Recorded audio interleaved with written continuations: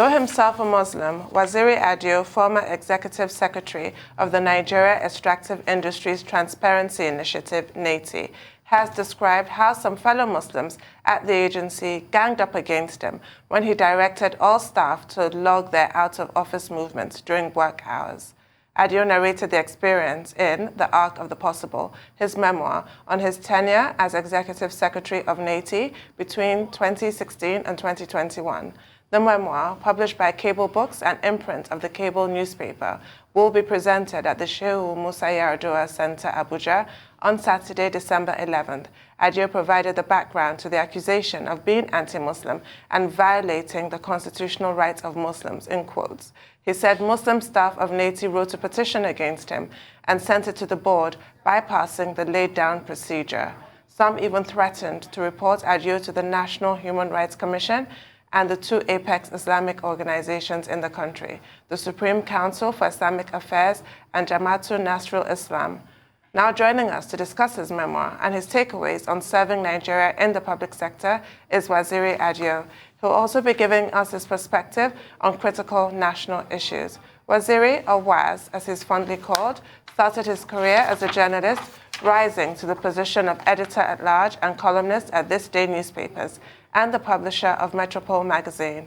At various times, he also worked as an advisor to the Senate President, communication specialist at UNDP, director of communication at NEITI, and as a policy and strategy consultant. Good morning, Waziri, and welcome to the morning show. Well, good morning. Tono left out another name, Wazirios. That is Waziri, who is too serious. But I guess you are not too serious because you've been able to prove that it is possible and that it is possible to excel from one phase of life to the other. But tell us about the promise and the perils, or if you like, if you don't like the word perils, the challenges of public service, which is what your book, The Arc of the Possible, is all about. Thank you very much. Good morning, Dr. Abati, Tudun, and Rufai. Thank you so much for having me. It's a pleasure and it's a rare honor to be called upon to serve your country.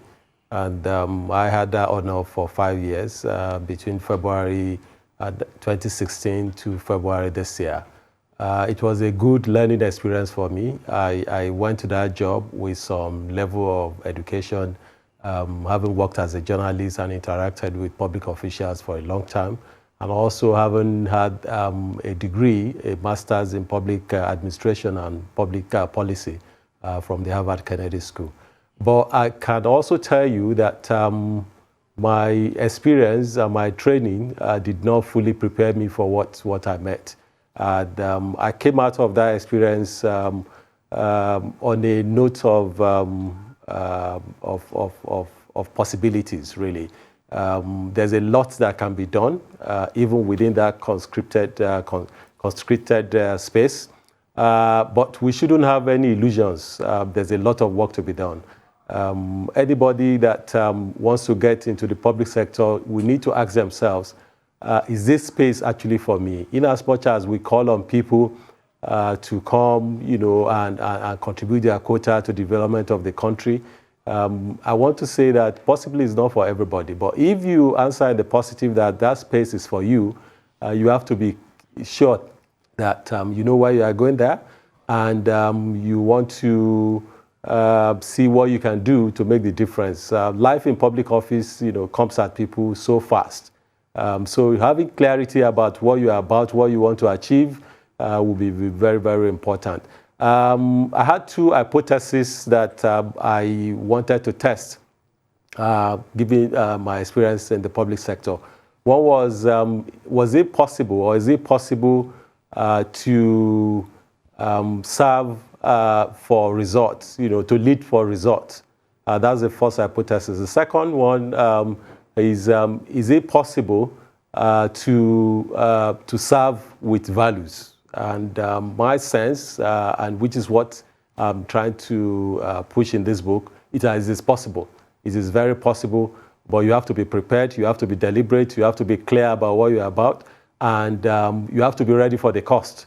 It's not going to be a walk in the park. There will be all kinds of things thrown at you, but it is possible, it can be done, but you need to put in a lot of work. Right. I want you to expand on that vignette I referred to in the introduction about how you were confronted with all kinds of accusations, mainly because you were trying to just effect some change. That, I think, really captures the clash in cultures between political appointees and the civil service, who are 1 minute having this completely laissez-faire attitude, and the next moment dripping with malice with this, like, really awful memo that could really have destroyed your career and even your reputation. I'd like you to expand on that and what can be learned from that experience that you went through.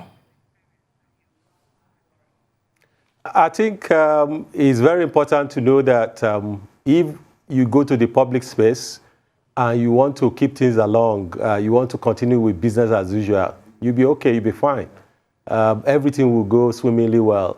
But if what you plan to do is to bring about changes in the work that is done, in the way the work is being done, be prepared. Be prepared that all kinds of things will be thrown at you. I would say that a lot of things were thrown at me. I was accused of so many things, of being an ethnic jingoist. Anybody who knows me will find that to be very laughable. I was accused of being somebody with an attitude of knowing it all. But the lowest point for me was being accused of being against Muslims. But, you know, it's par for the course. People will throw anything at you, anything to stop you. Basically, the background to this was that I noticed that people were not coming to work on time. And I issued many warnings, I appealed to people, I tried to lead by example. I got to work before 8, even when work started by 9. You know, I on a particular day, I had to do a roll call. And I found out that by 9 a.m. Or after 9 a.m., more than 50% of the staff were not in the office. So I caused a memo to be issued, a query to be issued to all the people who were not on their desk by that time. And I copied the board chairman, and I copied the chair of the HR committee. So that didn't go well with many people because, you know, that put them on the spot. Then there were also issues about, okay, even when people come on time, do they stay on their desk? The thing that we need to realize is that our attitude to public work is completely dysfunctional. People see, you know, government work as nobody's work, as something that you can do as you deem fit. And, you know, as you know, if you are saying that people should come on time, people should stay on their job, people should be productive, they just see you as, who's this guy? Why is he disturbing people? You know, and all of that. I must say that this doesn't mean that this is how everybody behaves. You know, there are people who take their jobs very seriously. You know, but you have an environment that is very permissive. So in this particular instance, somebody asked, so what happens when people go out for different things, including work-related and not work-related? I said, well, we need to be able to account for our staff all the time. Then I called the HR people that, yes, if we get people to come to work on time, after that, how do we make sure that they stay on their desk and they are productive? So they told me that they used to have a movement register, which was discontinued.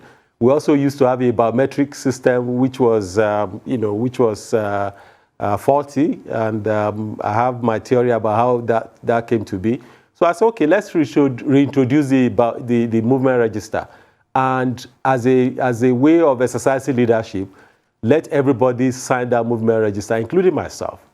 Anytime, and the principle was that anytime I step out of the office, anytime any staff step out of the office, they need to document where they were going. And anytime they come back, they need to document, you know, the time they came back. So somebody said, what about when people go for school runs? I said, yes, you know, you need to write it down too. You need to log it. What if you go for prayers? You need to log it. Anyway, the long and short of it was that somebody started collecting signatures against me and said that I was trying to prevent Muslims from going to pray, despite that I'm a Muslim myself. and they sent, the person deceived the people who signed the signature, who signed the letter. The original intent was that this letter would be to appeal to me. Then the person decided to turn it into a petition to the board. And they said they were going to also send this to the Human Rights Commission, that I was violating their fundamental human rights. They were going to report to the apex Islamic organizations in the country. And people made, people reach out to me to say, you know what, maybe you should relax on this, you should issue an addendum, and all of that. And I said, no. As a Muslim, I cannot in good conscience make an exemption for Muslims. We're not saying don't go to pray. We're just saying when you step out, document it. When you come back, document it. So eventually it was resolved by the board as something that lacked basis, and some of the people that signed also said that they were misled. But I have to confess that this was the lowest point for me in my 5 years in the organization. I felt really, really bad. Most of the things thrown at me didn't get to me as much as this one. And it shows that people will stop at nothing to undermine you, to resist change if you go into the public sector. So be prepared. If one of your plans is to go into the public sector, whether in appointive or elective position, be prepared for resistance. And it will come in different ways. There will be costs for doing the right thing. And some of you will have to bear, enormous scars, both visible and invisible. But is it worth it? Yes. I think any time that people succumb to some of these blackmail, like I said in the book, we refuse to do right by our country. There are some instances when you have to face up to some of these things, and you have to just put your foot down and you insist on the right thing. I must also confess that it was easier for me as a Muslim to push this. If I were to be a Christian, maybe I would have backed off. I would have said, this is a really sensitive issue. And I said, no, this is not about religion. Let's look at, nobody is saying don't go to pray. I go out to pray too, and I document it. And I also told people that, see, I'm a Muslim, and I don't see how Islam says that you shouldn't take your job seriously or you should be ganging up against people. So the long and short of it is that this is just one of the ways in which people try to resist change, in which people try to hobble people who try to lead change, even when you are leading it by yourself. Yeah. Okay, so I want to dial back a bit, and I want to take 3 points, historical points, in this book. How did this point shape you? At first, you never wanted to be a political journalist until the publisher of Arise TV, Presumed to come by, when I sent you on that trip to Ghana to have a feel of what was coming as regards the elections. And you came back and you saw your name on the political roster. That's one. Secondly, you working with Adolphus Wabara, Senate President then, and the first encounter you had with him, where you rebuffed him, And thirdly, the first experience you had getting the job, and a member of staff was telling you how he's got 3 wives, and, he was surprised that you were the boss and you had 1 wife. I mean, those 3 experiences in the book, how did they shape you? Interesting. Thank you very much. The first one, I think that was a major turning point for me. Like I also said in the book, I studied government in A-levels, O-levels, A-levels. I did electives in political science. By the way, I studied mass communication at the University of Lagos. But I also did a lot of electives in political science. So it wasn't that I wasn't really interested in politics. It was actually one of my best subjects. But I wasn't a fan of the politics of that era. I thought it was wrong-headed, and it was headed for the wrong direction. But I was asked to go to the political desk. I didn't want to. I actually, at that point in time, felt more comfortable writing features, writing back of the book stories, writing about life and living, because I also felt that it spoke more to my strengths in terms of being able to play with language. But, like you also said, I was asked to go to Ghana to cover an election. I came back, my name was on the notice board as the new political editor. I became political editor of This Day without covering politics for one day. But that was also a major experience for me and a major turning point, because being a political editor and being asked to write political analysis, meeting with the political players of that time, including when I became the New York bureau chief of This Day, when the NADECO struggle was going on and all of that, gave me a very good opportunity to meet with the actors, to study more about the different tendencies, and by the time I became a columnist, I became editorial page editor, I became a member of the editorial board. It stood me in good, it was very good for me. So that was a good preparation, and I'm happy that Mr. Obegbena made that call. Like he used to say, young man, let me be your coach, you be the star. So I'm grateful for him for that transition. Maybe I will have been writing just about art and entertainment and stuff like that. So I also believe that politics is very, very important. Everybody should be interested in the politics of their environment, the politics of their country, and I've been a better person for that. So that's in terms of that. In terms of the experience with Senator Wabara, mixed experience really. I didn't know him. He also didn't know me. Alhaji Kashim Ibrahim Imam, who happened to be like a brother, a senior brother to me, reached out to him and said, there's a young man that I think should come and work with you. I think you add a lot of value. So he called me and said, you need, I've secured an appointment for you to work with the Senate President. And I said, no, I wasn't going to work with him. After back and forth, he said, why don't you meet with the man? And so I agreed to meet with him. And it was a very funny kind of meeting, as I detailed in the book, because I ended up asking him very tough questions, asking him also whether he had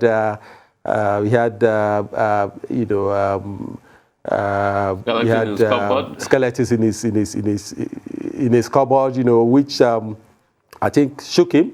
But which he also didn't like, which I think the person that took me there also didn't fancy. But it was also, I could do all of that because I wasn't really too keen on the job, on getting the job. I wasn't too desperate, to have the job. And I wanted to be sure about who I was going to work with. It clarified a lot of things for me, and as I also mentioned later, when I started working with him, the initial contact was a bit rocky, but eventually we got on quite well. But it's people shouldn't be desperate, for jobs. People should be clear about who they want to work with and why they want to work with them. And I'm also glad that I eventually took that job, because I now had to, as a columnist, we live in a bubble. People treat us like mini royalty. So you are in a way, kind of some steps removed from the real world. So when you have to work as somebody's aide, and when you have to work with them at a time when their guards are down, you happen to see more. So I gained better insights into how our country is set up. I gained better insight into how the challenges of working as an aide. And also one of the things I also mentioned there, some of the lies that we tell ourselves about this country. I happen to be a Yoruba person, and I was taken by a Kanuri person to go and work for an Igbo person. So all this is that I would say, that we have really reconcilable differences. People only work with their tribes or people from their religion or from their tribes. All those things are not true.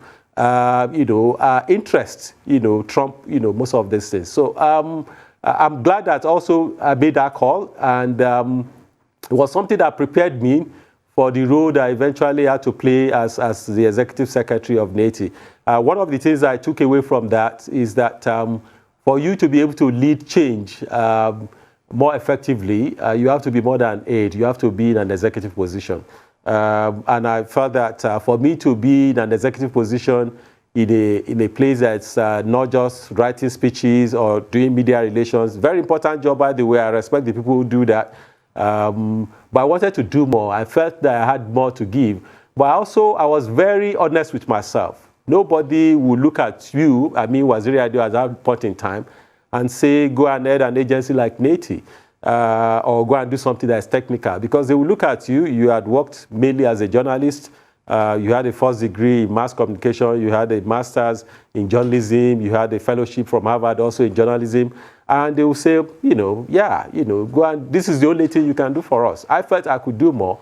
And one of the takeaways from that encounter was that I felt that I needed to prepare myself for being able to do more. So I went back to school. I went to study public administration at the Kennedy School to be able to understand management, leadership, and and public policy better. The encounter you mentioned about somebody that said they had 3 wives and I had just one, very hilarious. I put that to a difference in lifestyle, But there was also a background to that. I got in there and I wanted to know the staff a bit in a way that's out of work environment. So I started this idea of having lunch with people from different departments and at different cadres, And I said, okay, you come to my office. We had this lunch, which, by the way, I will pay for. And we talk about everything but work. You can ask me any question, and I can also ask you any question. More of a way of getting to know ourselves and breaking the ice, and because, there was some kind of tension and you needed to kind of, bring down the heat, and all of that. So it was good that, I got to know people.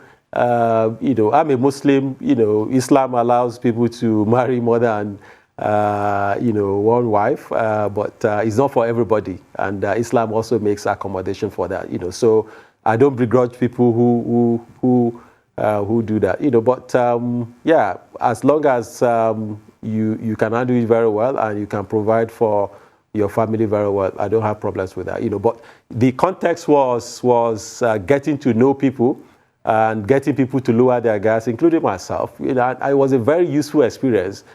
Before then, I'd asked for the CVs of all the staff. As you know, I used to work there, but I worked there as a consultant, and at the time when we had a smaller organization, by the time I returned as the Executive Secretary 8 years later, it was a bigger organization, and there were many new faces, new names. And I felt that we needed to know ourselves to be able to work better. Yeah. Doc. Yeah, Waziri, yes. I mean, you don't want to give everything away that is in the book. Whoever is interested in the story, should read the book. And I think you've done a very good job. It's courageous to tell your story so quickly. And the book is very well produced. And I'm also excited by the fact that it's published by Cable Books. Simon Kolawole, your very good friend and co-conspirator. You've talked about takeaways. You've talked about lessons learned. You've talked about the environment of the work. You've talked about the pushbacks. But in part 3 of the book, titled Getting Things Done, you talked about the actual work, what you did when you were Executive Secretary of NEITI, and some of the things you think, you contributed into building that institution, like the thing about the production sharing contracts review, leveraging technology, getting to know who owns what, the beneficial ownership register. Do you want to talk about those specific issues in relation to the institution? Okay. You are allowed to praise yourself. You are allowed to praise yourself in this regard. Okay. Thank you so much. As NEITI is set up to ensure transparency in the management of revenues from oil, gas, and mining sector. And basically, it does that by looking at two sides. The first is to look at the payments by the companies to government, and to also look at the receipts by government from the companies. And it does reconciliation of that. So it's a very simple exercise. And NEITI is known for its audit reports. So the first thing is that NEITI was started in 2004, and by the time I got there in 2016, that existed for 12 years, and he had established a reputation as a credible institution on the strength of his audit reports. And he was publishing 3 audit reports at that point in time.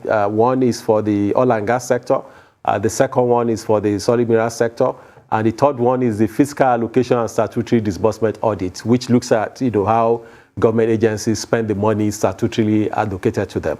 It had done a lot of work before I got there. But at the same time, there were some issues, there were some challenges, and that actually informed how I went around my work, about my work at that point in time. The first one is that everybody acknowledged that, yes, NEITI was coming up with credible data, but the data were kind of coming out late. As a form of background, when we got there in 2016, the first thing that we did was to unveil or to release the 2013 audit reports. So that was in May 2016. And people were asking a question, very legitimate question. You are releasing the 2013 report in 2016. That was 3 years behind schedule. So the first task was to say, how do we bring the reports up to date? How do we ensure that the reports are more useful by being more timely? So the first thing we did was to see how we clear the audit backlog. And before we did that, we asked ourselves some questions. Before you can solve any problem, you have to ask yourself, and this is my own approach to things, you have to be very strategic. Don't just go about doing things. The things that you need to do, you have to ask yourself, why are they the way they are? And what can we do differently? So we ask ourselves, why is it that the reports were coming out late? And we found out that a number of things, we were not getting money on time, we were not doing the procurement on time, the auditors were not paying too much attention to our work, and the people that are supposed to give us data, government agencies and the companies, were also not giving us data on time. So on the basis of that, we say, okay, so let's do things differently. Let's now evolve a strategy to address all of this.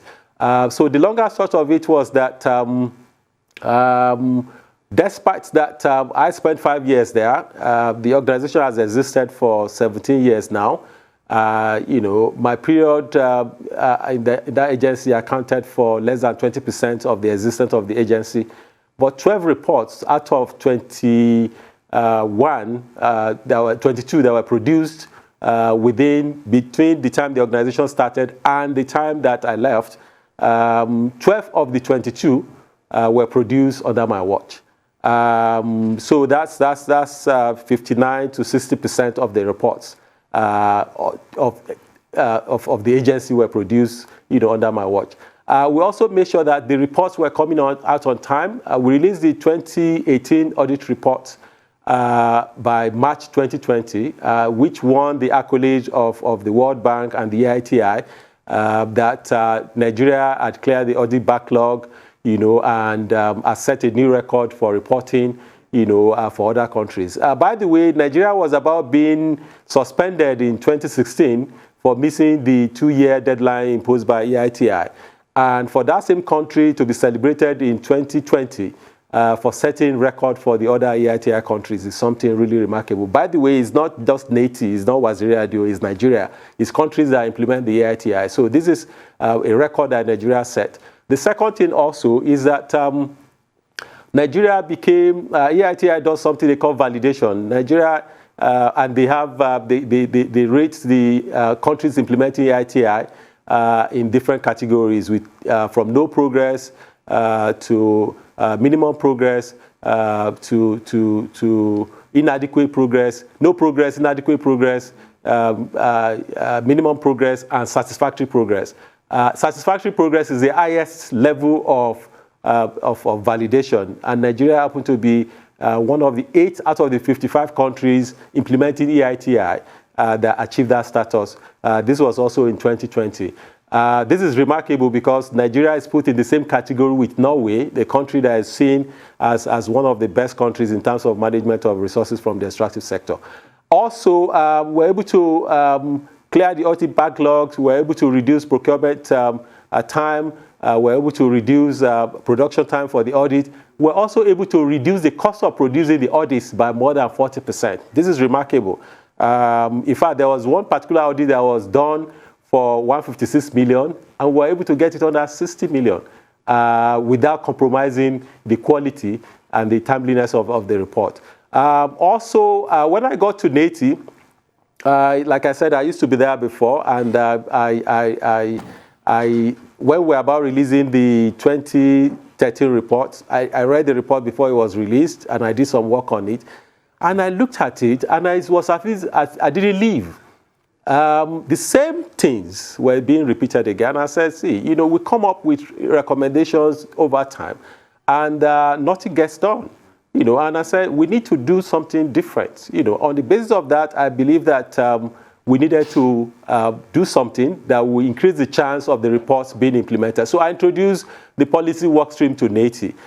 We introduced 3 different reports, the NEITI Quarterly Review, the NEITI Policy Brief, and the NEITI Occasional Paper Series.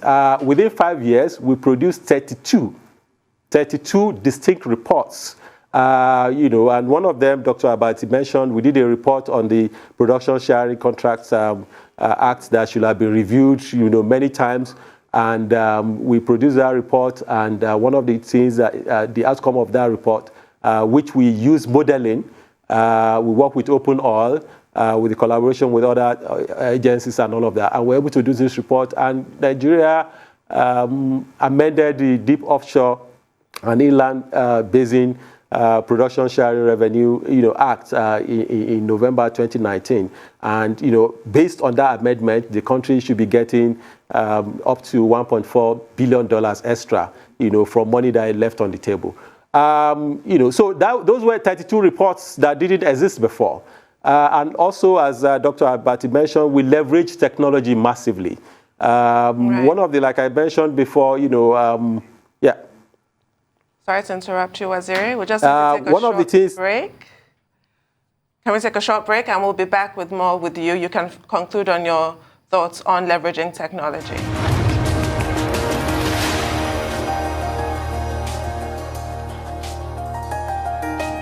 Welcome back to the morning show here on Arise News. We're still with Waziri Adio, taking us through his memoir, The Arc of the Possible. Sorry for the interruption, Waziri. Do carry on. You were telling us about how you leverage technology at NEITI. Thank you very much, Tudun. We live in the age of data. We live in the age of technology. And it's just natural that we should try to bring those two together for organizational effectiveness. So we did this massively in NEITI. We did a number of things. The first one was that we automated data collection. The data that NEITI uses for its reports, we used to get them from the companies and the government agencies, and through a semi-manual process.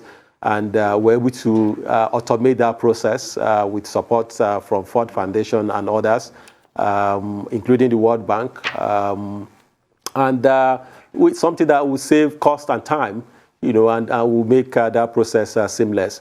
We also created what we call the data dashboard, where the NEITI audit reports from 1999 to 2018, as at that time, everything is online. At the touch of a button, you can get the information, and you can compare across years, across revenue streams.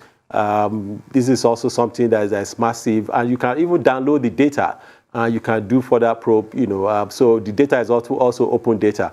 We also ensure that we automated the FOI. We created an FOI portal, Freedom of Information portal, so that if you sent an FOI request to NEITI, you get response in real time. The other thing that we did was that we created an automated beneficial ownership register. This is massive. Everybody's talking about this all over the world. There are very few countries that have this. We created one for the extractive sector, those covered by the NEITI audit. And as at the time this was unveiled in December 2019, Nigeria was the only country in Africa the only country in North America and South America and Asia that had, an open and accessible register. So this is really massive, and there's a lot that other countries can learn from that. It's a starting point. We need to have a register and a beneficial ownership register for the entire country. But this is a pilot, that the whole country can learn from, and other parts of the world can also learn from.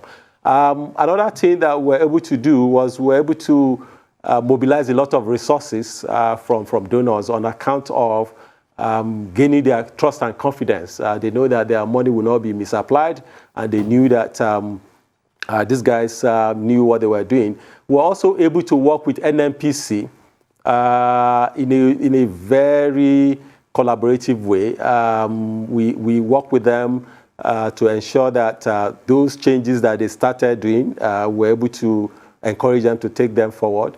And we're able to work with them to also embrace change in new areas, including resolving some of the remedial issues listed against NNPC. So it was a very busy 5-year period.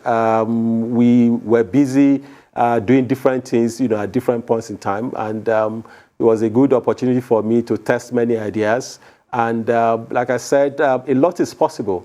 You can actually get things done. But to get things done, you also need to be familiar with how the public sector works. You also need to know what your own values are. You also need to know where the lines are for you.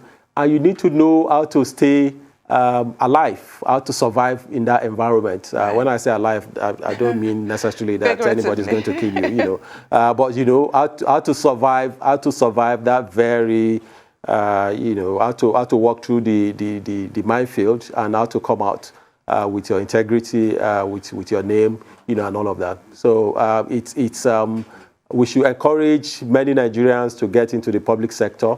There's a lot that can be done there. No matter how well we do in the private sector and in other sectors of society, if we don't fix our public sector, we not make progress. And we need to get the right set of people there, but at the same time, we need to be able to guide them. That is also one of the reasons why I did this book. Right, and we're running out of time, so in case I don't get the chance to say, I think your book is such a great read, and I recommend it. But, you talked earlier, you mentioned how frugal you tried to be and your cost-cutting measures, and that will help me personally temper my tendency to roll my eyes when I read the budget and I see the recurrent expenditure and the overheads, because from your account, NEITI even struggled with the rent. So what are your thoughts on that conversation around the cost of governance? And I also want you to just address the other thing you just alluded to now, which is civil service reform. You made a really great point there, that ministers have to undertake some kind of induction program when they start out, and that isn't available to political appointees and even civil servants who need, continuous training. Yeah, you see, we have ministers, sometimes you have 36, sometimes you have more than that. You have governors, and sometimes, we make sure that we onboard them properly. But the real work of government is done in the agencies, in thousands of agencies that we have. And we're doing a disservice to ourselves when we just, grab people, so to say, from different places, and we just unleash them into the public sector. Most of these people come with experience, with reputation, with good intention and all of that, but we need to prepare them. The public sector is a different kettle of fish. And if we don't prepare them, we're setting them up for failure. We're also setting them up for getting into trouble. So one of the points I made in that book is that, in my book, not that book, in my book, is that we need to ensure that there's a structured kind of induction. And this induction shouldn't be, you throw them to the agencies, and the agencies will now be telling them what they do and all of that. No, we need to ensure that people spend close to like 4 weeks to understand the basics of the public sector, including of leadership, of ethics, of governance, and all of that, before they even touch the first file. So I think that is something that will, and there's some structures that we have NIPs, We have some other places, but the people who are the chief executives, who, by the way, they are responsible. They take personal responsibility, not just for their own actions, but for the actions of the people who work under them. They are the chief executive officers. They are the chief accounting officers. And if we want them to be able to perform optimally, we need to prepare them. I was lucky, like I mentioned in the book, that I had some level of preparation, and I see this in many people who actually mean well, who want to move things fast, who want to get things done.